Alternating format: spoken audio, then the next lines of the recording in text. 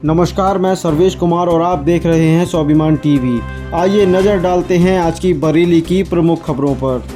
अग्निपथ योजना को लेकर देश भर में बवाल मचा हुआ है। बरेली के नेशनल हाईवे 24 पर भी आज अग्निपथ योजना को लेकर छात्रों ने जाम लगाया, जिसके बाद पुलिस प्रशासन के हाथ पांव फूल गए। हालांकि मौके पर पहुंचे सीओ और एसडीएम के समझाने के बाद छात्र वापस अपने घर चले गए।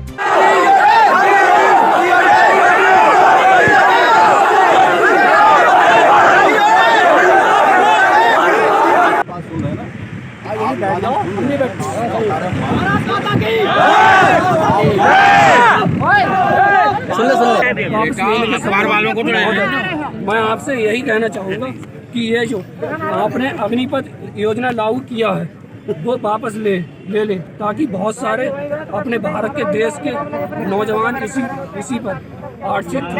आपको पता होना चाहिए कि बहुत सारे नौजवान आत्महत्या कर लिया है।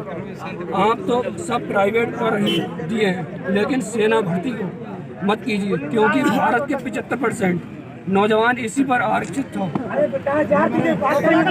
अग्निपथ योजना को लेकर जहां छात्र लगातार हंगामा बरपा रहे हैं, तो वहीं विपक्षी पार्टियां भी जमकर उसका फायदा उठाने में लगी हुई हैं। बरेली में आज आम आदमी पार्टी ने राष्ट्रपति को संबोधित ज्ञापन कलेक्ट्रेट पहुंचकर जिला मजिस्ट्रेट को दिया और उन्होंने अग्निपथ योजना का विरोध किया। युवाओं की पुकार सुनो सरकार, युवाओं की पुकार सुनो सरकार। सेना भर्ती में ठेकेदारी मिलता, युवाओं की पुकार सुनो सरकार, युवाओं की पुकार। उन्होंने कहा कि अग्निपथ योजना छात्रों को उनका भविष्य खराब करने के लिए लाई गई है। मेरा नाम डॉक्टर महेंद्र राणा है और मैं आम आदमी पार्टी के जिला बरेली के जिला अध्यक्ष हूँ। वर्तमान समय में हम आज यहाँ पर इसलिए इकट्ठे हुए हैं क्योंकि आज हमारी पार्टी पूरे उत्तर प्रदेश में हर ज़िले में ज्ञापन देने जा रही है। अग्निवीर जो अभी इन्होंने नई एक स्कीम निकाली है, अग्निवीरों के तहत ये अब सेना में सिर्फ 4 साल के लिए भर्ती हुआ करेगी और 4 साल बाद उन्हें वापस कर दिया जाएगा। मैं स्वयं एक फौजी हूँ, फौज से रिटायर हूँ।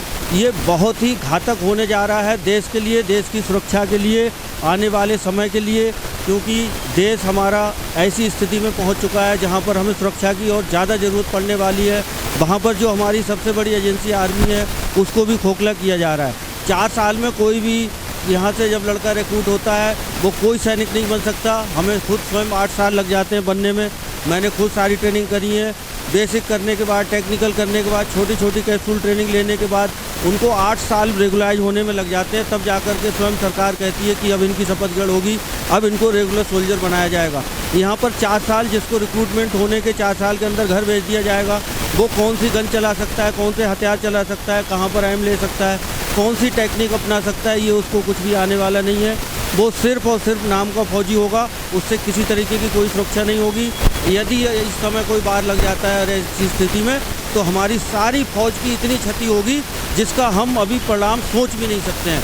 इसलिए मेरी सभी से अपील है कि इस मुहिम में ज़्यादा से ज़्यादा शामिल हों। ये देश के लिए भी घातक है, युवाओं के लिए घातक है। एक छोटी सी बात बोल दूं, युवाओं के लिए घातक इसलिए है, पढ़ने की उम्र में वो लालच में आकर 17.5 साल की उम्र में फ़ौज में चले जाएंगे, इंटर करके फ़ौज में चले जाएंगे, फिर जाकर के 24 साल में वापस आएंगे, कौन सी डिग्री कर लेंगे, कौन क्या। सरकार की 2 नीतियाँ हैं, एक तो अनपढ़ रखना और सिर्फ सिक्योरिटी के लिए तैयार करना, और इनको आगे बढ़ने ही नहीं देना है। इनको सभी को सिक्योरिटी के लिए तैयार किया जा रहा है और कुछ नहीं है।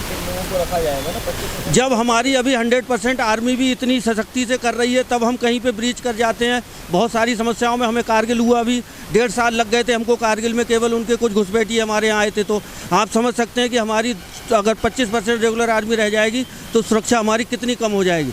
वो 25% रेगुलर आर्मी जो आज 100% नहीं कर पा रही, क्या कर सकती है क्या?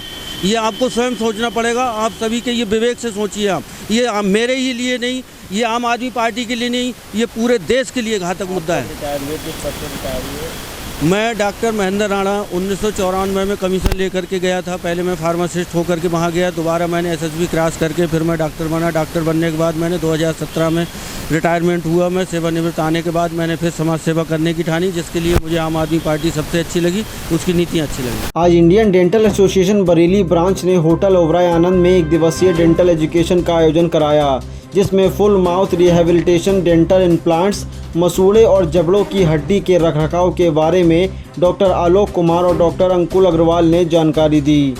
नमस्कार, आज मैं चर्चा करूंगा फुल माउथ रिहेबिलिटेशन पे शाम को आईडीए की प्रेजेंटेशन में। तो उसमें क्या है, ये एक तरह का कॉम्प्लेक्स ट्रीटमेंट होता है जिसमें हम लोग जैसे कोई पेशेंट अगर हमारे क्लिनिक पे आता है जिसमें दांत ऐसी कंडीशन ना ही हम दांत निकाल सकते हैं उसके, ना ही वो उन दांतों के साथ खाना खा सकता है, तो ऐसे पेशेंट जो होते हैं इनको चाहिए होता है फुल माउथ रिहैब। इसमें क्या होता है कि कुछ दांत टूटे हुए होते हैं, कुछ दांत घिसे हुए होते हैं, कुछ दांत होते नहीं हैं, कुछ हिल रहे होते हैं। हमारा गोल ये होता है कि ऐसे पेशेंट को पूरी तरह ट्रीट करके वापस नॉर्मल कंडीशन में लेके आना, ताकि वो अपना खाना अच्छे से खा सके, उसे एंजॉय कर सकें, प्लस देखने का भी जो हमारा जो स्माइल होती है वो भी एनहेंस हो सके।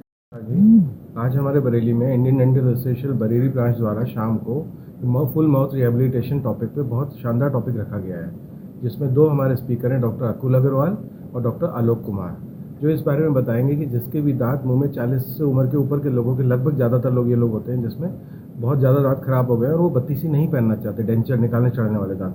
तो फुल माउथ रिहेबिलिटेशन बेहतरीन विकल्प है जिनको फिक्स दांत मिल जाएंगे और रात को सोते समय उतारने की जरूरत नहीं है, दिन भर पहने रहे, फिक्स रहते हैं, निकल नहीं सकते। बरेली पहुंचे आजम खान ने बड़ा बयान दिया है। उन्होंने कहा, प्रदेश में जो हालात हैं उससे अच्छी तो तानाशाही होती है। आजम खान के मुताबिक अग्निपथ योजना में युवाओं का कितना हित है ये सामने दिखाई दे रहा है। प्रदेश जल रहा है।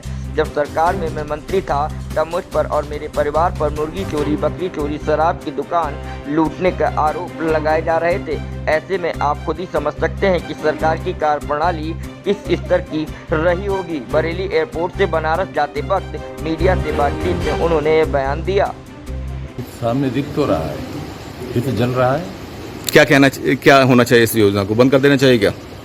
मेरे कहने से न बंद हो जाएगी, न मेरे कहने से शुरू हुई है। आपका नजरिया क्या है इस पूरी योजना, अग्निपथ योजना? जो शख्स 3 साल बाद जेल से छूट कर आया वो क्या कहेगा? मुर्गी चोरी, बकरी चोरी, दफा डकैती, मैंने, बीवी ने, बच्चे ने, सबने मिलकर शराब की दुकान लूटी, 16,000 रुपये का गल्ला लूटा, जबकि मिनिस्टर था। तो जहाँ ये स्तर हो वहाँ क्या कह सकते? क्या कहेंगे, तानाशाही चल रही प्रदेश में क्या? इससे अच्छी होती। सुभाषनगर इलाके में जाम की समस्या लगातार बढ़ती जा रही है। दरअसल सड़कें काफी सक्रिय हैं, जिस वजह से आए दिन वहां पर जाम लगता है और फिर लोग आपस में लड़ते झगड़ते हैं। ऐसा ही एक मामला आज भी सामने आया, जहां पर एक कार सवार और रिक्शा चालक के बीच मारपीट हो गई।